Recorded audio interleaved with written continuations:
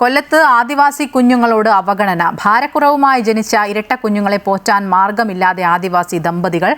കൊല്ലം അച്ചൻകോവിലാണ് സംഭവം. ആദിവാസി ദമ്പതികളായ അഞ്ജു, സുനിൽ എന്നിവർക്കാണ് ഈ ദുരവസ്ഥ. അമ്മയ്ക്ക് മുലപ്പാൽ കുറവായതിനാൽ കുഞ്ഞുങ്ങൾക്ക് നൽകുന്നത് തിളപ്പിച്ചാറിയ വെള്ളമാണ്. ഗർഭകാലത്ത് ST പ്രൊമോട്ടർ തിരിഞ്ഞുപോലും നോക്കിയിട്ടില്ല എന്ന് ദമ്പതികൾ ആരോപിക്കുന്നു.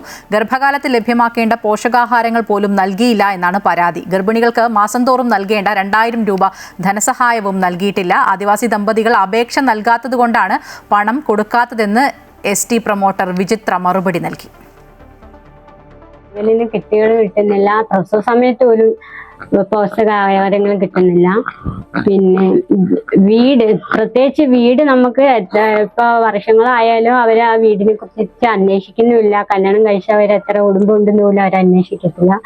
എന്റെ ഭർത്താവിന് ജോലിക്ക് പോകാൻ പോലും പറ്റത്തില്ല, 2 പിള്ളേരായോണ്ട് ഭയങ്കര ബുദ്ധിമുട്ടാണ്. പിന്നെ നമ്മള് ആശുപത്രി പോകണമെങ്കിൽ ഒരു വണ്ടി വിളിച്ചാൽ ട്രാവലിൽ നിന്ന് പ്രൊമോട്ടർമാർ അതിനെക്കുറിച്ച് അവരെ സഹായിക്കത്തില്ല. നമുക്ക് വണ്ടിയെ കുറിച്ച് അവരെ സഹായിക്കത്തില്ല. നമ്മൾ സ്വന്തമായിട്ട് വണ്ടി വിളിച്ച് പോകണമെന്നാണ് ട്രാവൽ പ്രൊമോട്ടർ നമ്മളോട് പറയുന്നത്.